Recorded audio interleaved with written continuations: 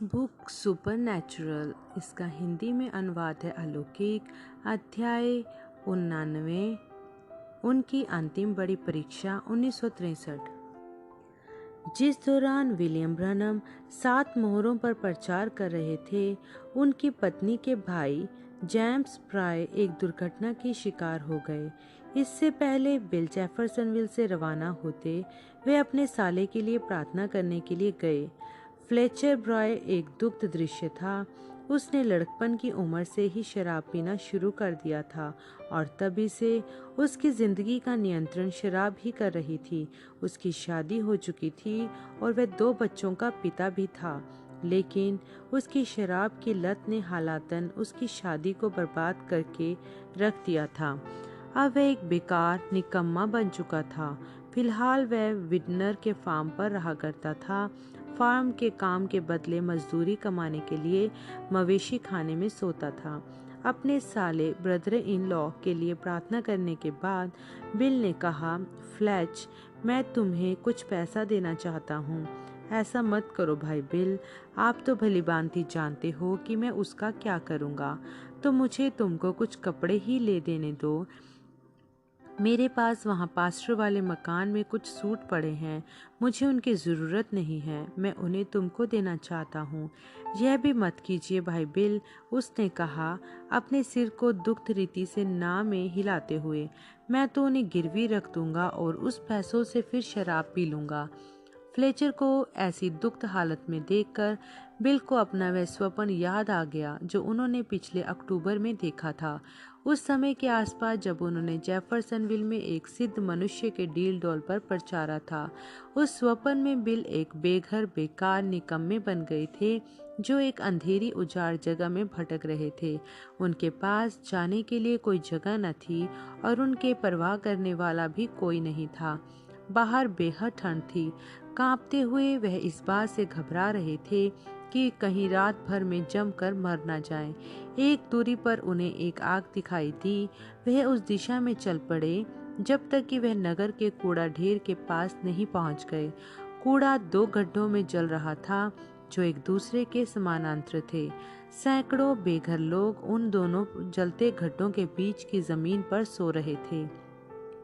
Bill उस बेघर मानवता की पट्टी के एक छोर पर खड़े हुए और एक ऐसे स्थान को खोजने लगे जहां वे खुद लेटकर आराम कर सके। उन्हें एक भी खाली स्थान दिखाई नहीं दिया। उनका भविष्य आशाविहीन दिखाई देता था।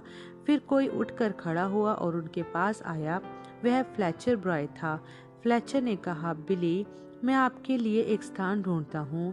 आपने मेरे बच्चों को भोजन खिलाया है जब वह भूखे थे। अब मैं आपको सोने के लिए एक गर्म स्थान ढूंढने में मदद करूंगा। बिल फ्लेचर के पीछे चल दिए, दर्जनों लोगों के ऊपर से लांघते हुए, जब तक कि वह जमीन के एक ऐसे हिस्से तक नहीं पहुंच गए जो उनकी देह के लायक पर्याप्त बड़ा नहीं है। फ्लेचर के जाने के बाद बिल आग के आगे ठंडी अंधेरी रात की ओर देखते हुए सोचने लगे, यह कितना अजीब है। एक समय था जब सर्वशक्तिमान खुदा ने मुझे अपनी कलीसिया की अगुवाई सौंपी थी। एक समय था जब उन्होंने मुझे सुसमाचार का प्रचार कार्य सौंपा था और हजारों प्राणों को बचाया था। आदमी और औरतें संपूर्ण संसार से आते थे मुझसे बात करने के लिए, बस कुछ मिनटों के लिए ही। और अब मैं एक बेकार बेघर हूँ जिसकी किसी को ज़रूरत नहीं है। मुझे बहुत ठंड लग रही है, मैं क्या करूँ? जब वह जागे, उन्हें अचंभा हुआ कि उनके स्वप्न का क्या कोई छिपा हुआ अर्थ है। अब जब वह बैठे और फ्लेचर ब्राय से बात करने लगे, अहबक लगे, तो उन्हें उनका वही अजीब स्वप्न याद आने लगा। उन्हें अभी भी उससे कोई अर्थ समझ में नहीं आ रहा था, लेकिन उसका अर्थ जल्दी ही एक सबक के रूप में सामने आ प्रकट होने वाला था जिसे उनको सीखना था। बिल जीन नॉर्मन के साथ गाड़ी से एरिज़ोना लौट आए। गाड़ी पूरे रास्ते बिल ने ही चलाई। यात्रा के दौरान उन्होंने ज़्यादा बातचीत नहीं की, पर जब उन लोगों ने एरिज़ोना राज्य की सीमा रेखा को पार किया, उन्होंने गाना शुरू कर दिया और एक के बाद एक मसीही गीत गाते गए जब तक ट्यूसान नहीं पहुंच गए। अगले कुछ सप्ताह उन्होंने ज़्यादा कुछ भी नहीं किया। वे थके हुए थे और कुछ हद तक निराश और हतोत्साहित भी थे। 7 तेजस्वी स्वर्गदूतों की उपस्थिति में एक पूरा सप्ताह बिताने के बाद, एक दूसरे आयाम में अवकाश के बाद, हर रोज़मर्रा की दुनिया में वापस आना एक बेहद नीरस काम था। उसे झेलना मुश्किल था। एक पूरे रोमांचकारी सप्ताह भर जहाँ वह खड़े थे, एक पर्वत के शिखर पर बोल रहे थे और यीशु मसीह को देखा था कि कैसे वह स्वयं को एक सर्वोच्च खुदा के रूप में प्रकट कर रहे थे, जिसने हर चीज़ की सृष्टि स्वयं अपने लिए की थी। मसीह ने यह दिखाया था कि कैसे आखिरकार हर चीज़ उन्हीं के महान उद्देश्य को ही पूरा करेगी, जो यह है कि उन लोगों से विवाह कर लें जिन्हें वह इकट्ठे अपनी दुल्हन बुलाते हैं। खुदा की उन 7 आत्माओं ने उन गुप्त भेदों को प्रकट कर दिया था जिनके विषय में प्रत्येक सदी के संत जन जानने की मनसा मनन करते आए थे। जब से यह बाइबल लिखी गई है, उस पर्वत शिखर से उतरकर रोज़मर्रा की जिम्मेदारियों में उलझना ऐसा था जैसे कि एक बेदारी सभा में आनंद विभोर होना और फिर घर जाकर मकान पर पेंट करने लगना। विचार क्रिया में यह बदलाव बहुत ज़्यादा था। बिल प्रत्येक दिन प्रार्थना करते थे, खुदा से यह मांगते हुए कि अब आगे उन्हें क्या करना है। उनके पास कोई भी ठोस उत्तर नहीं आया। इससे उन्हें हताशा हुई। अप्रैल में उन्होंने 2 बार एल्बुकर्की व न्यू मैक्सिको में प्रचार किया, एक बार सिएरा विस्टा एरिज़ोना में और एक बार फिनिक्स एरिज़ोना में। फिर उन्होंने एक अवकाश लिया। बिली पॉल के साथ उत्तर में ब्रिटिश कोलंबिया की यात्रा पर रॉय रॉबर्टसन, फ्रेड सोथमैन और बैक्स वुडबी बर्ट साउथविक के कैबिन तक उनके साथ हो लिए, जहां से बर्ट उन्हें घोड़ों पर सप्ताह भर के लिए मछली के शिकार पर पहाड़ों की ऊंचाइयों पर ले गए। वापस घर लौटते हुए पांचों जन 2 पिकअप ट्रकों से कनाडा से गुजरते हुए आए। इससे पहले वे संयुक्त राज्य में प्रवेश करते, दोनों गाड़ियां अलग अलग रास्तों पर चली गई। रॉबर्टसन, सॉथमैन और वुड जेफरसनविल की ओर सबसे छोटे रास्ते से पूर्व की ओर निकल गए, जबकि बिल और उनका बेटा एरिज़ोना की ओर दक्षिण दिशा में। कनाडा संयुक्त राज्य की सीमा को पार करने के बाद उन्होंने लगभग 4 और घंटों तक सफ़र किया। फिर हेलेना, मोंटाना में रुके और रात को एक मोटल में रुक गए। अगली सुबह 4 बजे वे जाग उठे, पिकअप ट्रक को चालू करके गर्म किया और भोर के प्रकाश से पहले हेलेना से निकल गए। पहले बिल ने गाड़ी चलाई, सो बिली पॉल ने अपने कोट से तकिया बनाया और खिड़की और अपने सिर के बीच लगाकर तुरंत ही सो गया। बिल फिर से अपनी उसी निराशा वाली हालत में पहुंच गए जो उन्हें अपने इन अवकाश वाले दिनों से पहले से ही परेशान किए हुए थी। वह प्रार्थना करने लगे, खुदा, आपने किसी ऐसे शख्स को इस काम के लिए क्यों नहीं बुलाया जो इसे सही तरह से कर पाता। मुझे माफ़ करें प्रभु, पर मैंने आपको असफल कर दिया है। मैं लोगों को अपनी सुनवा ही नहीं पाया, जबकि पहाड़, चराई के मैदान और खेत उनकी खिड़की के सामने से गुजरते जा रहे थे। वह सोचने लगे, मुझे सुसमाचार प्रचार करते हुए अब 30 साल हो गए हैं। पिछले 16 साल से मैंने कुछ भी नहीं किया है सिवाय उसके जो प्रभु ने मुझसे करने को कहा। मैंने उनके इतने करीब रहने का प्रयास किया है कि मैं कहीं गया ही नहीं या कुछ ऐसा बोला ही नहीं जो उनकी इच्छा ना रही हो। प्रत्येक काम में यीशु मसीह ने स्वयं को आज भी वैसा ही साबित किया है जैसे वह कल थे, और फिर भी ज़्यादातर चर्च या कलीसियाएं मुझसे कोई सरोकार रखना नहीं चाहते। खैर, यदि वह मेरा संदेश सुनना नहीं चाहते तो उन्हें कोई ज़बरदस्ती नहीं है। मैं बस कार्यक्षेत्र को छोड़ दूंगा। मैं बस उत्तरी ब्रिटिश कोलंबिया चला जाऊंगा और बट के साथ एक पेशेवर गाइड बन जाऊंगा। मैं मीडिया और बच्चों से बात करके उन्हें वहां पर छुट्टियां मनाने चलने को मना लूँगा, और एक बार वहां कैबिन पहुंच जाएंगे तब बोलूँगा, मैं इस जगह से बहुत प्यार करता हूँ, इसलिए अब हम लोगों को कहीं भी और जाने की कोई ज़रूरत नहीं है। चलो सब मिलकर यहीं रहते हैं। मैं दाढ़ी बना लूँगा और एक असली पर्वतारोही बन जाऊँगा। बसंत और गर्मियों के दौरान मछली मारा करूँगा और शरद ऋतु में शिकार और सर्दियों में फंदे लगाकर शिकार कर लिया करूँगा। लोग मुझे बताते हैं कि मैं एक नबी हूँ। मैंने कभी भी अपने आप को कोई नबी नहीं समझा, लेकिन लोग लगातार मुझसे कहते रहते हैं कि मैं हूँ। खैर, यदि मैं एक नबी हूँ तो फिर मुझे एलिया और यूहन्ना बपतिस्मा देने वाले की तरह जंगल में रहना चाहिए। यदि खुदा चाहेंगे कि मैं उनके किसी संदेश को लोगों तक पहुंचाऊं, तो मैं गाड़ी से सवार होकर फिर से सभ्यता के बीच में आ जाऊंगा और उसे प्रचार कर दूंगा। लेकिन बाकी समय में भला हो कि मैं मछली ही मारता रहूं। उनके पिकअप के ईंधन की सुई धीरे धीरे समाप्ति की ओर गिरती जा रही थी। लगभग 7 बजे उन्होंने एक पेट्रोल पंप पर गाड़ी लगाई, जो एक छोटे पहाड़ी कस्बे में था। टंकी को भरवाने के बाद उन्होंने एक भोजनालय के बाहर गाड़ी लगाई और नाश्ता करने के लिए अपने बेटे को जगाया। 15 लोग उस भोजनालय में पहले से ही अपना नाश्ता खा रहे थे। कुछ एक सर्विंग काउंटर पर ही स्टूल लगाए हुए थे और बाकी बूथों में बैठे थे, जिनकी कुर्सियों की पीठ टिकाने वाले हिस्से ऊंचे ऊंचे थे, जिसके कारण एक से दूसरे बूथ में सिर्फ बैठे हुए लोगों के सिरों के ऊपरी हिस्से ही दिख रहे थे। बिल और बिली पॉल भी एक बूथ में बैठ गए। जब बिली पॉल अपने पैन केकों पर शीरा डाल रहे थे, बिल का ध्यान एक ठुर्र से दिखाई देने वाले आदमी पर गया, जो हाईवे पर दूसरे किनारे से उस भोजनालय की ओर चलता हुआ आ रहा था। जल्दी ही उसने दरवाजे से अंदर प्रवेश किया। उसके काले घुड़सवारी वाले बूट फर्श पर ठक ठक की आवाज़ कर रहे थे, जबकि वह चलता हुआ काउंटर पर जाकर बैठ गया। बिल ने अनुमान लगाया कि वह 50 से अधिक 60 के आसपास की उम्र का होगा। वह नीले रंग के डेनिम का ओवरऑल और डेनिम की नीली जैकेट पहने था। उसकी काली टोपी उसके सिर पर ढेर सारे सफ़ेद बालों पर टिकी हुई थी। उसका चेहरा सफ़ेद दाढ़ी से भरा हुआ था। इस अजनबी ने बिल को प्रभावित किया। उन्होंने सोचा, यह है एक असली आदमी। यह कोई इन मुलायम, आलसी, मटके और तोंद वाले पूर्वी लोगों की तरह नहीं है, जो घुटने पहनकर सिंगार फूंकते हुए स्विमिंग पूलों के चारों ओर बैठे रहते हैं। यह आदमी ताकतवर और ठोस दिखता है, जैसे कि वह एक ऐसा जीवन जी रहा हो जैसा खुदा ने चाहा था कि एक आदमी जिए। काउंटर पर बैठे उस अजनबी ने बस अपने लिए पैन केकों का ऑर्डर दिया ही था कि उसके नाक में खुजली हुई होगी। वह जोर से छींका, चिल्लाते हुए आच्छू, बगैर माफ़ी मांगे। बिल ने अपने बेटे को कोनी मारी और बोले, बिली, वह है एक ऐसा आदमी जैसा मेरे अनुमान होना चाहिए। वास्तव में मैं भविष्य में ऐसा ही होने जा रहा हूँ।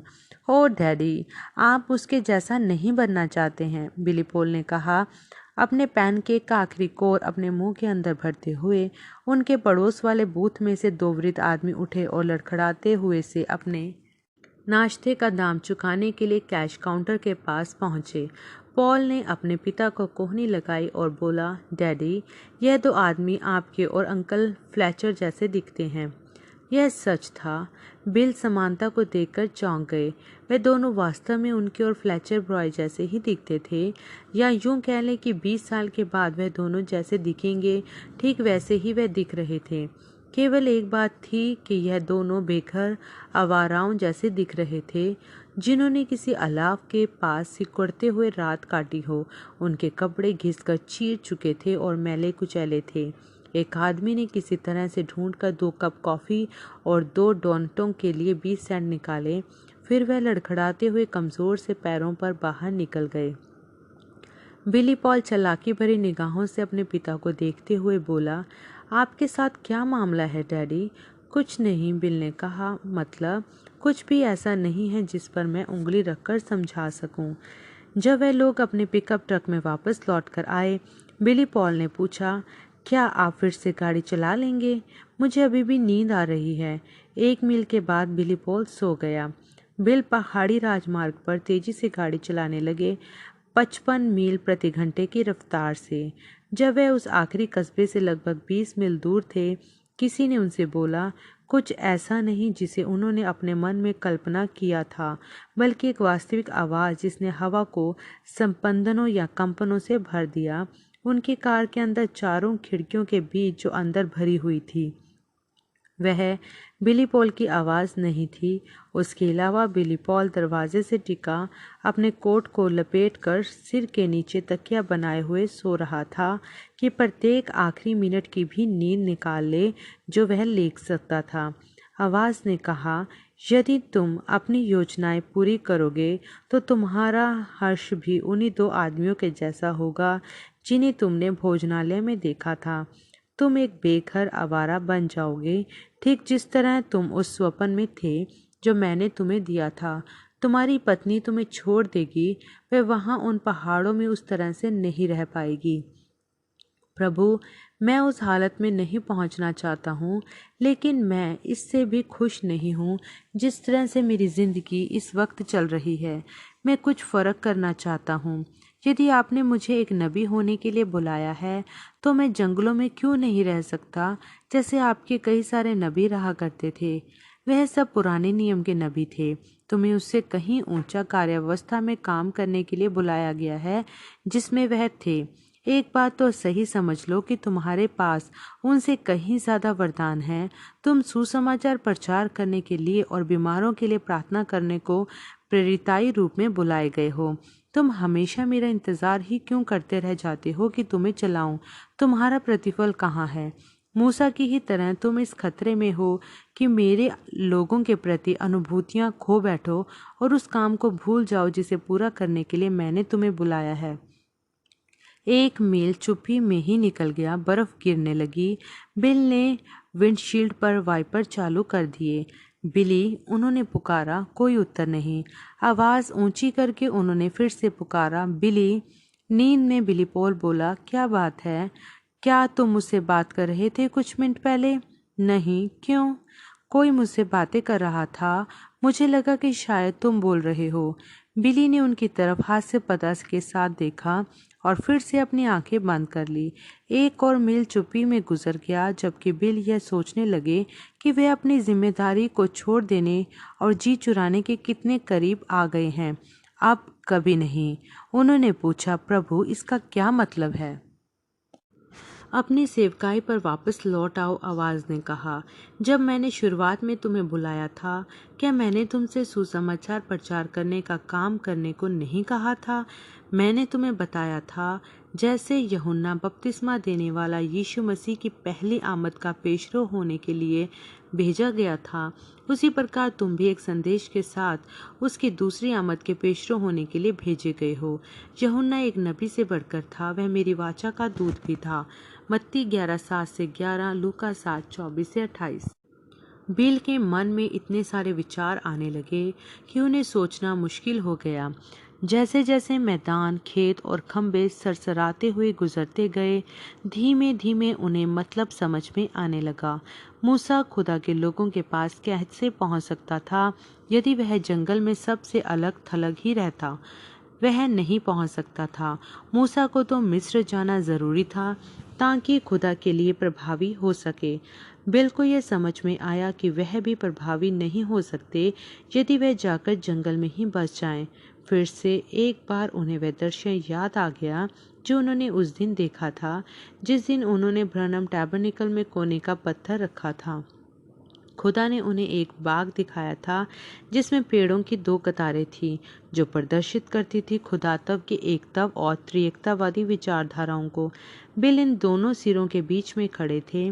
दोनों ही कतारों में से उन्होंने एक एक पेड़ की एक एक टहनी को तोड़ा और क्रूस के पास रोप दिया। तुरंत ही ये दोनों टहनी इतनी ऊंचाई तक बढ़ी कि स्वर्ग में पहुंचकर विलीन हो गई और उनमें से फलों की बहुतायत इन पर बरसने लगी। उसके बाद खुदा ने उन्हें तीमुथियुस 4:1-5 की ओर इंगित किया, यह आज्ञा देते हुए कि सुसमाचार प्रचारक का काम करें।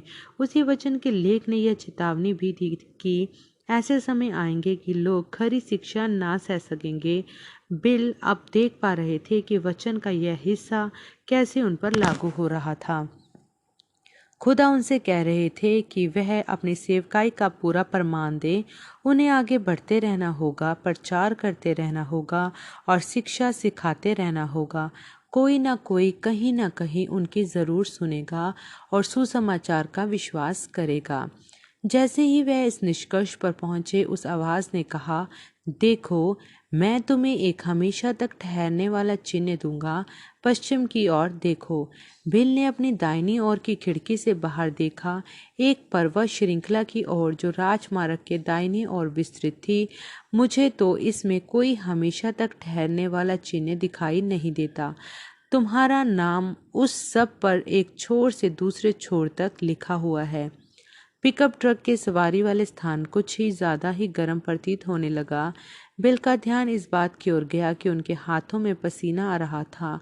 उन्होंने गाड़ी को धीमा किया और उन चोटियों का अध्ययन करने का प्रयास किया। बिली पॉल की नींद पर्याप्त खुल चुकी थी कि पूछे, आप क्या कर रहे हैं? कुछ हो रहा है बिली। मैं जानता हूँ कि मेरी गलती कहाँ है और कैसे मैंने खुदा को लगभग असफल ही कर दिया था। अचानक से सड़क और पहाड़ों के दृश्य अपने ऊपर हजारों लोगों का दर्शन दिखाने लगा। कुछ अंधे थे और कुछ अपाहिज थे, कुछ बीमार थे और कुछ दूसरे रूप में जरूरतमंद थे। पृष्ठभूमि में बिल एक सिद्ध आवाज को गाते हुए सुन सकते थे, अशुद्ध अशुद्ध, कोड़ी ने पीड़ा से पुकारा। बहरे गूंगे लाचार थे पास खड़े, बुखार का जोर, बीमारियों की गिरफ्त में शिकार। फिर आए यीशु और निकाल दिया हर डर। जब यीशु आते आजमाइशें लाने वाले की शक्ति टूटती। जब यीशु आते आंसुओं को पोंछ दिया जाता। वह उदासी हटाते और जीवन को महिमा से भर देते, क्योंकि सब बदल जाता जब यीशु आते रहने को। जैसे ही दर्शन धूमिल होकर गायब हुआ, बिल ने किनारे गाड़ी को रोक कर लगा दी, अपनी खिड़की का शीशा उतारा, अपनी पश्चिमी और पर्वत श्रृंखला को ध्यान से देखने लगे। उसमें दो छोटी चोटियां थी, फिर एक ऊंची चोटी थी, फिर एक अगली छोटी चोटी थी और फिर एक अगली और ऊंची चोटी और फिर आखिरी छोटी चोटी थी, जिसके बाद आखिरी सबसे ऊंचा पर्वत शिखर था जो बादलों को छू रहा था। बिल ने कहा, प्रभु, मैं नहीं समझ पा रहा हूँ कि इसका क्या मतलब है। वहाँ कितनी चोटियाँ हैं? 7। तुम्हारे नाम में कितने अक्षर हैं? WILLIAM,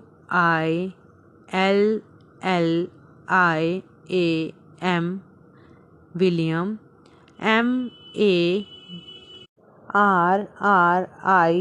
MARRION, Marrion.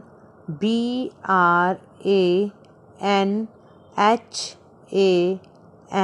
ब्रनम।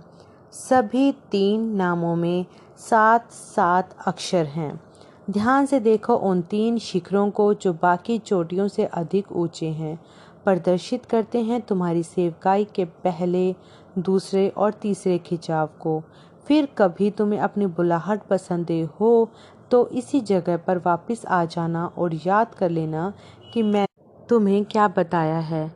खुली हुई खिड़की से बर्फ के फाये अंदर आकर गिरने लगे, गिरकर पिघलने लगे। बिल की आंखें उस सबसे ऊंची चोटी पर टिक गई। बिली पॉल उठ बैठे और अपनी आंखों को मलने लगे। उसने बोला, डैडी, पूरब की ओर देखिए। पूरब की ओर अपना सिर घुमाने पर बिल ने राजमार्ग के पास एक कूड़े के ढेर को देखा जो सुलग रहा था, जिसमें से सलेटी रंग का धुआं उठकर ऊपर जा रहा था और ऊपर और गहरे रंग के बादलों में जाकर मिल जा रहा था। वे अंदर ही अंदर कांप उठे, यह सोचते हुए कि वह एक भयानक गलती करने के कितने करीब आ गए थे। ट्यूसान में अपनी यात्रा के दौरान विलियम ब्रनम अक्सर central assembly of God church जाया करते थे, जो 2555 नॉर्थ स्टोन एवेन्यू में था, जहां रेवरेंड स्पेंसर वेडल पास्टर थे। कभी कभार बिल व मीडा जीन और मैरी एन नॉर्मन को साथ लेकर चर्च पहुंच जाते थे। मई में एक रविवार की सुबह बिल और मीडा नॉर्मन परिवार के घर काफ़ी जल्दी पहुंच गए, तो जीन ने उन्हें अंदर आमंत्रित किया कि उनके साथ मुलाकात करे। इससे पहले कि वह लोग चर्च के लिए रवाना हो, बिल बैठक में एक सोफे पर बैठ गए। जीन साथ के जोड़े वाली कुर्सी पर बैठ गए।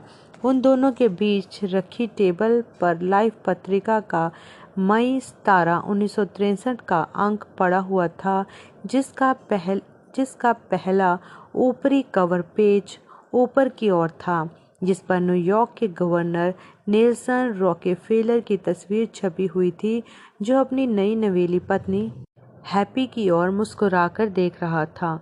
लाइफ पत्रिका मई 17, 1963, अंक संस्करण 54, सम 20।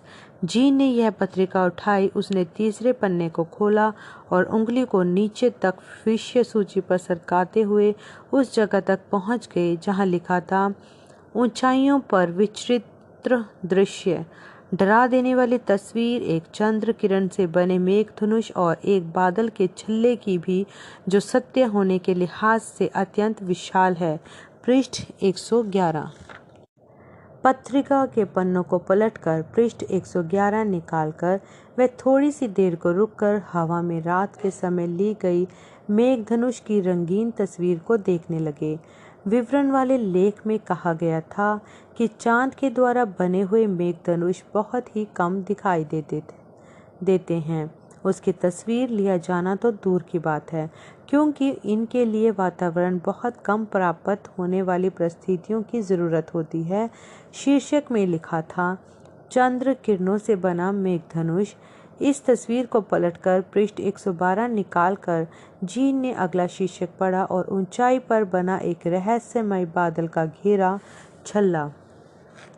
इस पन्ने पर एक ही बादल की 4 फोटो छपी थी, जो एरिज़ोना राज्य के विभिन्न जगहों से ली गई थी।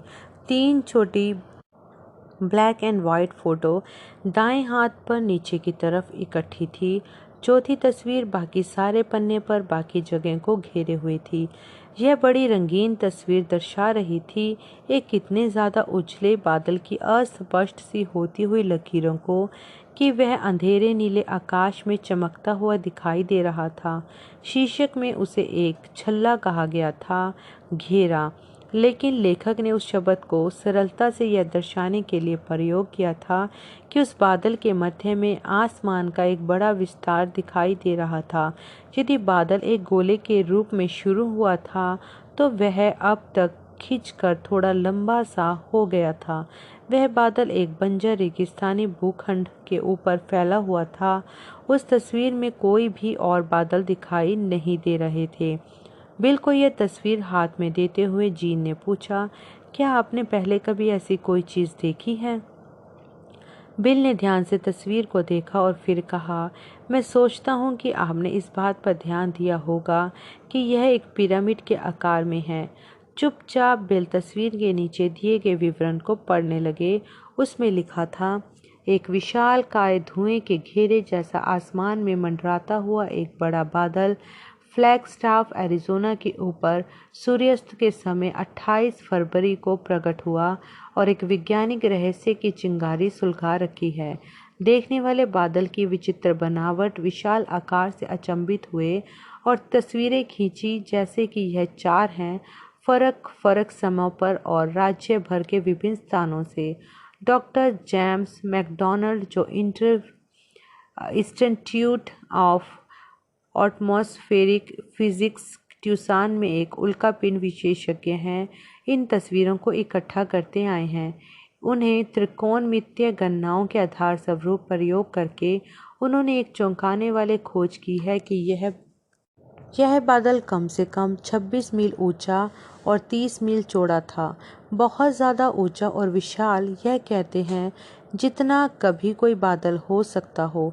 वह गोला किसी जेट विमान के द्वारा बनाया गया होने के लिहाज से बहुत ज़्यादा ऊंचाई पर था और जितनी दूर तक डॉक्टर मैकडॉनल्ड पता लगा पाए, वहाँ कोई रॉकेट विमान या बमों का उस दिन उस जगह के आसपास भी परीक्षण नहीं किया गया था।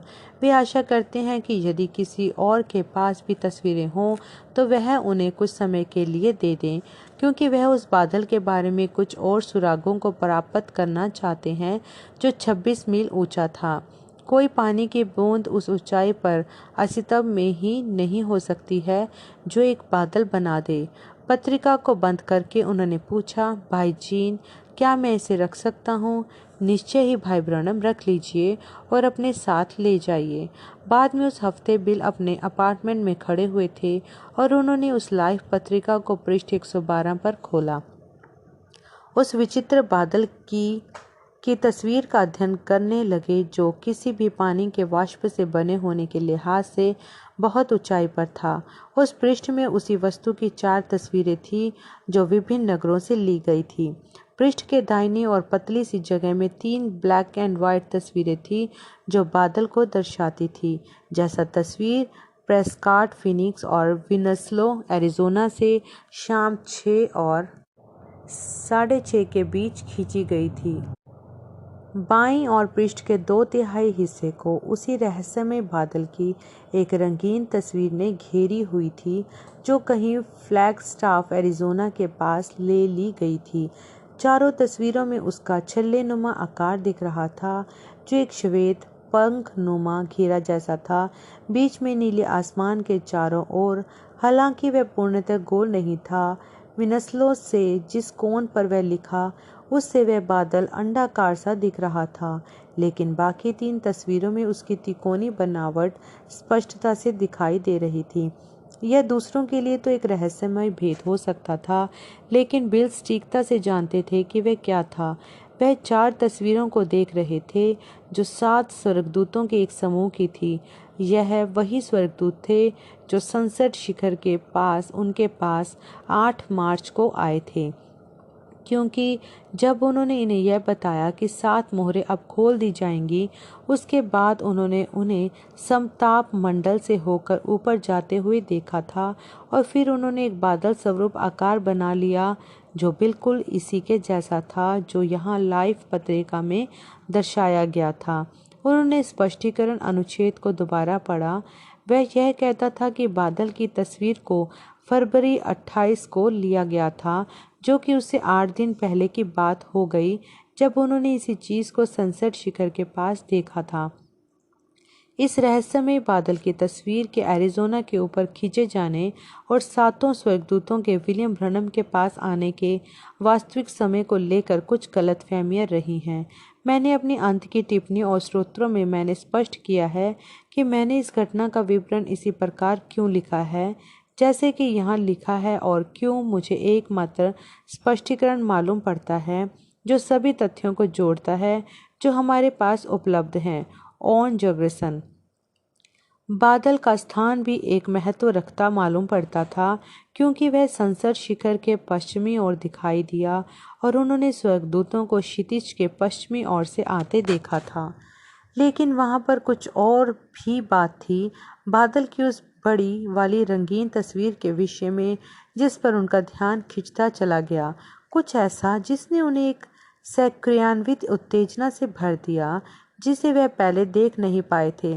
फिर उन्हें वही जाने पहचाने अलौकिक आवाज़ सुनाई दी, यह कहते हुए इसे दाहिनी घुमाओ। मैं सोचता रहा कि मैं उसे सही कोण से ही देख रहा हूँ। बिल अचरज से बोले। वह पत्रिका को सीधा पकड़े हुए थे, लंबवत रीति से। शायद उस आवाज़ का अर्थ है उसे दाहिनी ओर घुमाओ। जब उन्होंने उस पत्रिका को घड़ी के चलने की दिशा में 1/4 गोलाभार में घुमाया था, वे अचंभित रह गए कि बादल में यीशु मसीह के सिर की रूपरेखा को प्रदर्शित कर रहा है जो पृथ्वी की ओर नीचे देख रहे हैं। उस घेरे के अंदर मध्य में आकाश के छायाकन में एक चेहरे की हल्की सी छवि भी थी। उन्होंने लाइफ पत्रिका की इस तस्वीर से हटकर उनकी दीवार पर टंगी यीशु के उस चित्र को देखा जो हायरिंग हॉफमैन के द्वारा बनाया गया 33 की उम्र में मसीह का था। वे हमेशा उस तस्वीर की एक प्रति को अपने घर में रखा करते थे, स्वयं को यीशु के उस दर्शन की याद ताज़ा रखने के लिए जो 1933 में दिखाई दिया था। हॉफमैन 33 की उम्र पर मसीह यीशु से उन सभी तस्वीरों से ज़्यादा मेल खाती थी जो उन्होंने कभी भी देखी हो। अब यहाँ पर ठीक वही मसीह का सिर था जिसका चित्र आकाश में 7 स्वर्गदूतों के द्वारा एरिजोना के ऊपर बनाया गया था, जिसकी तस्वीर उतार ली गई थी और लाइफ पत्रिका में पूरे संसार के देखने के लिए छाप दी गई थी। काफ़ी आगे चलकर उन्होंने इस तस्वीर के बारे में अपने एक संदेश में बात की थी जिसे उन्होंने श्रीपोर्ट लुजियाना में प्रचारा था। उन्होंने कहा, ध्यान से देखें कि कैसे यीशु मसीह स्वर्गदूतों से बने श्वेत विग को पहने हुए हैं, यह दिखाने के लिए कि उनके खुदा होने का मेरा संदेश सत्य है। वह संपूर्ण ब्रह्मांड के सर्वोच्च न्यायी हैं। स्वर्ग और पृथ्वी के सर्वोच्च न्यायी वे खुदा हैं जो इंसानी रूप में व्यक्त हुए हैं, जिसे खुदा का पुत्र कहते हैं, जिसका नकाब पुत्र था। हमारा संदेश सटीकता से सही है, जिसे वचन पहचान कराता है। सेवा में पहचान प्राप्त है, उनकी उपस्थिति के द्वारा पहचान प्राप्त कल, आज और हमेशा। इसलिए भाइयों, वह 7 मोहरें सत्य हैं। हो सकता है कि आप उनके साथ असहमत हों, लेकिन बस थोड़ा सा बैठें और एक खुले दिल और दिमाग से उनका अध्ययन करें और पवित्र आत्मा को आपकी अगुवाई करने दें। जब जून में उनके बच्चे स्कूल से आ गए, विलियम बर्नम गर्मियों के लिए अपने परिवार को लेकर वापस जेफरसनविल आ गए। उनकी पत्नी और बच्चों को पहले से ही पुराने घर की और दोस्तों की बहुत याद सता रही थी। रविवार जून 23, 1963 को बिल ने ब्रनम टैबरनेकल में प्रचारा बचवई में खड़ा, यह समझाते हुए कि कैसे खुदा ने अपनी सेवकाई छोड़ देने से रोका। उन्होंने अपनी मंडली को बताया, मैं कार्य क्षेत्र में वापस लौट रहा हूँ। मैं तब तक खुदा का आज्ञाकारी रहूँगा जब तक मृत्यु ही मुझे मुक्त ना कर दे। मुझे यहाँ पर यह बात भी जोड़ने दें, मैं यीशु मसीह को प्रकट में आते हुए देखना चाहता था और मेरी हृदय परख वाली सेवकाई के माध्यम से बगैर एक भी कमी के यह पूरा हुआ है। लेकिन यह इस कलीसिया को यहाँ पर ज्ञात हो और इसके बाद आने वाली कलीसिया को भी। यदि खुदा एक आदमी को एक पाइप में घुसाता है और वह तब तक जरा भी नहीं चलता जब तक खुदा ही उसे ना बताए, तो फिर उसके साथ कोई विश्वास जुड़ा हुआ नहीं है। यह तो बस खुदा ही है जो एक मनुष्य को किसी चीज़ के लिए धकेल रहा है। इसने मेरी सेवकाई को एक ऐसे स्थान तक बना खड़ा किया है जहाँ कोई भी उसके लिए एक शब्द भी नहीं बोल सकता है। अब से आगे को मुझे विश्वास के द्वारा ही बाहर निकलना होगा। मैं प्रार्थना करूंगा और सबसे बेहतर चुनाव करूंगा जो कर सकता हूं, और फिर जाकर उसे करूंगा। हम जानते हैं कि इंसान गलतियां कर सकते हैं, लेकिन खुदा तो गलती नहीं करते हैं। शायद यह वह महान समय आ रहा है जिसका हम इंतज़ार करते आए हैं। शायद यही खुद में हमारे लिए दिव्य प्रेम में उस जबरदस्त जीत को लेकर आएगा। मैं जानता हूँ कि खुदा के प्रेम की ज़रूरत होती है ताकि सीधे बाहर निकलकर सबसे आगे की कतार में जाएं और लोगों के लिए बिचवई में खड़े हो सकें। अगले सप्ताह उन्होंने हार्ट स्प्रिंग्स, अक्रोंसो में एक पेंटिकोस्टल कैंप की सभाओं में 4 बार प्रचार किया। शुक्रवार की रात को कैंप सभा में उन्होंने मत्ती 12:42 पर फिर से शिक्षा दी, जहाँ पर यीशु ने कहा था, यहाँ पर वह है जो सुलेमान से बढ़कर है। इस संदेश ने सुलेमान को उनके मन में ला दिया। शनिवार की सुबह जबकि वे उत्तर पूर्वी और जेफरसनविल की ओर गाड़ी चलाकर जा रहे थे, बिल लगातार इजराइल के उस प्राचीन बादशाह के बारे में सोचते जा रहे थे जहाँ सुलेमान अपनी ढेरों रानियों के और शांति चैन से भरे राज्य में यीशु मसीह के अंतिम 1000 सालाना राज्य के दौरान तस्वीर था। आत्मिक रीति से बोलें तो यीशु की ढेरों पत्नियां होनी होगी, प्रत्येक युग विशुद्ध विश्वासी जन। बिल के विचार उस सबसे पहले विवाह की ओर चले गए जो उत्पत्ति की किताब में पाया जाता है। फिर बाइबल में आगे बढ़ते हुए खुदा ने उन्हें विवाह और तलाक के विषय में चीज़ें समझाईं जिन्होंने उनको अचंभित कर दिया। यहाँ तक कि जेफरसनविल में अपने पार्सोनेज पहुँचने के बाद भी वह इस विषय को अपने मन से हटा नहीं पाए। वह रात में देर तक जागे रहे, इसके विषय में सोचते हुए या अचरज करते हुए कि इसके विषय में का सत्य उनके मित्रों और अनुयायियों पर कैसा प्रभाव डालेगा।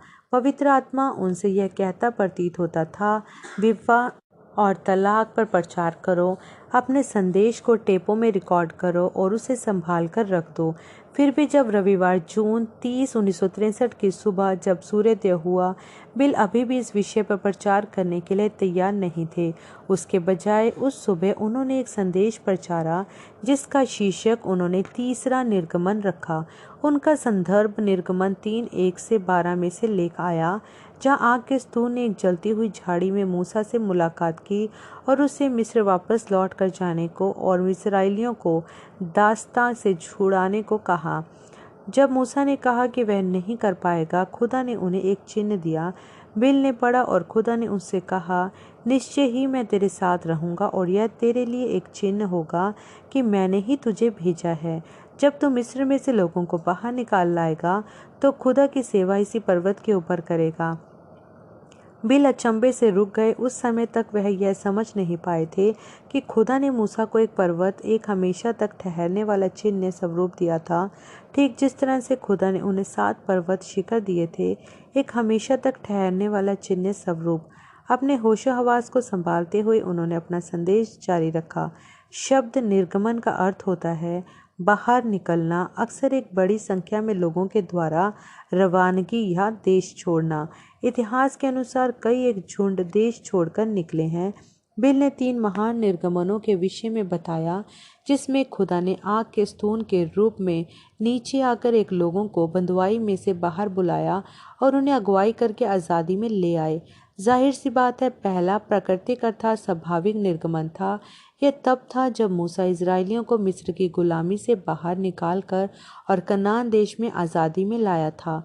इस पहले निर्गमन के दौरान मूसा, जो खुदा के द्वारा बुलाया गया एक नबी था, आग के स्तून के अलौकिक चिन्ह के द्वारा अगुवाई प्राप्त था, ताकि लोगों को समझने में चूक न हो जाए कि वास्तव में कौन उनकी अगुवाई कर रहा था।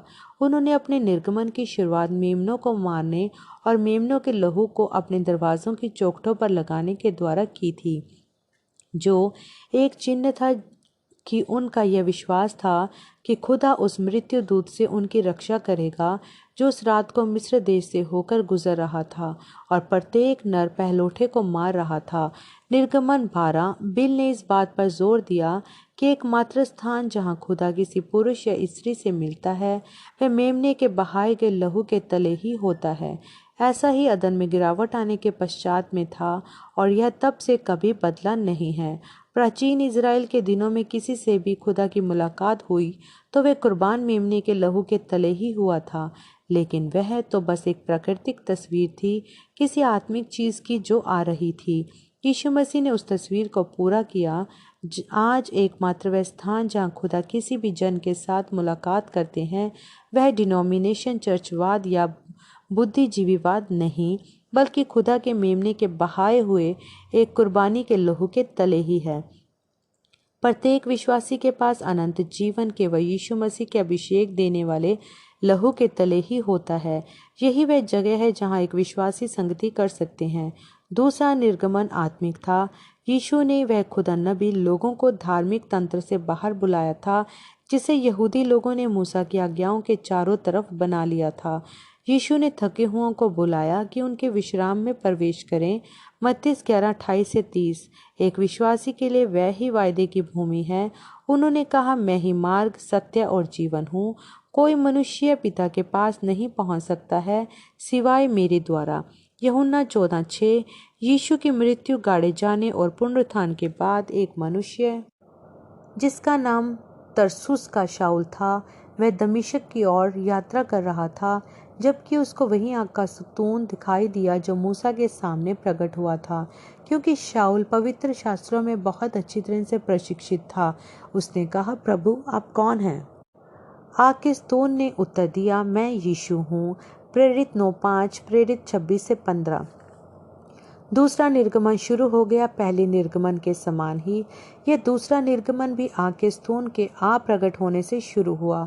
ठीक जिस तरह से खुदा ने मूसा को पहले निर्गमन की अगुवाई हेतु इस्तेमाल किया था, उन्होंने प्रेरित पौलुस को इस्तेमाल किया ताकि दूसरे निर्गमन की अगुवाई करे।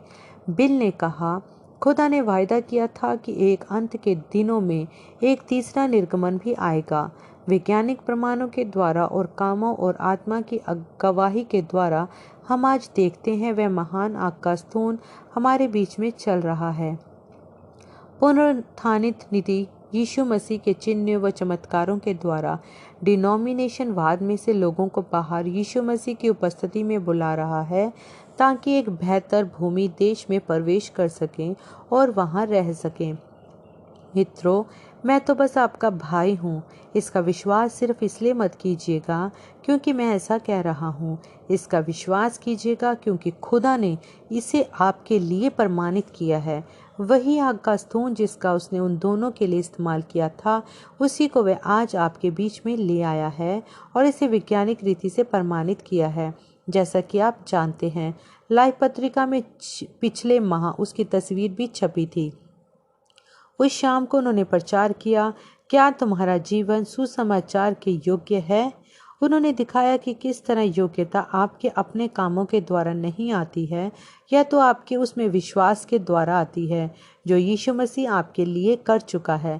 पहले एक संदेश में उन्होंने कहा था, यदि मुझे एक भी काम करने की ज़रूरत है तो यीशु मसीह व्यर्थ ही मरे।